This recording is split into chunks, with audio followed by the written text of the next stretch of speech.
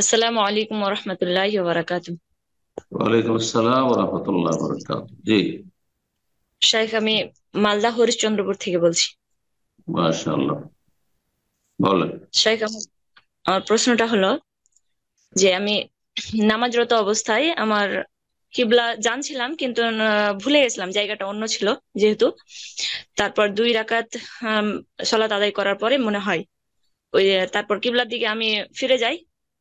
তারপর নামাজ 4 রাকাত আমার মনে হচ্ছে যে 4 রাকাতই আমি পড়েছি, এরকমটা মনে হচ্ছে। আর যেহেতু ওই কিবলার কথা মনে এসেছে, আর সে সময় আবার মানে পরীক্ষার বেল পড়ে গেছিল, তাই দুটো জিনিস একসাথে হওয়াতে আমি একটু হয়ে গেছিলাম। উম 4 রাকাত পড়েছি কিনা এটা দ্বিধাদ্বন্দ্বে পড়ে গেছিলাম। তারপরেও আমি কিন্তু আবার দিইনি, সহসাজদা করিনি। তবে এক্ষেত্রে আমার নামাজটা কি কেবলা যদি হয়েছে? কারো ভুল কেবলার জন্য সে চেষ্টা করলো প্রথম যে কেবলা কোন দিকে আছে, তারপরে যদি ভুল সিদ্ধান্তে চলে যায় আর কেবলা ভুল হয়ে যায় আর পুরো সালাত পড়ে নিয়েছে, তাহলে আর সালাত পুনরায় আদায় করতে হবে না। পুরো সালাত আদায় হয়ে গেছে ফাইনামা তুয়াল্লু ফাসাম্মা ওয়াজহুল্লাহ, আল্লাহ বলছেন এইরকম ক্ষেত্রে। সূরা বাকারা আয়াত রয়েছে, বোঝা গেছে। আর যদি সালাতের মধ্যে কেউ জানিয়ে দেয় অথবা মনে হয়ে যায় যে আরে আমি তো উল্টো দিকে দাঁড়িয়ে আছি, যেমনটা অবস্থা হয়েছে, তাহলে সাথে সাথে ফিরে যেতে হবে। আর তারপরে বাকি সালাত কিবলা, সঠিক কিবলার দিকে পড়তে হবে।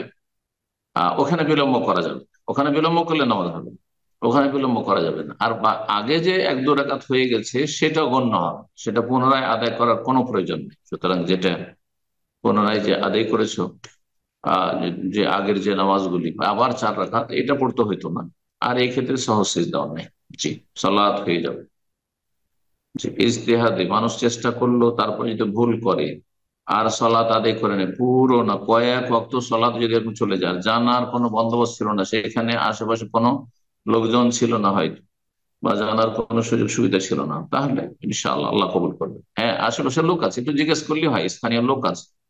তারপরে কেউ যদি ওইভাবে পড়ে তখন হবে না, তখন যেহেতু তার দায়িত্বে গাফিলতি করেছে। বারাকাল্লাহ ফিক, আল্লাহ কবুল করুন।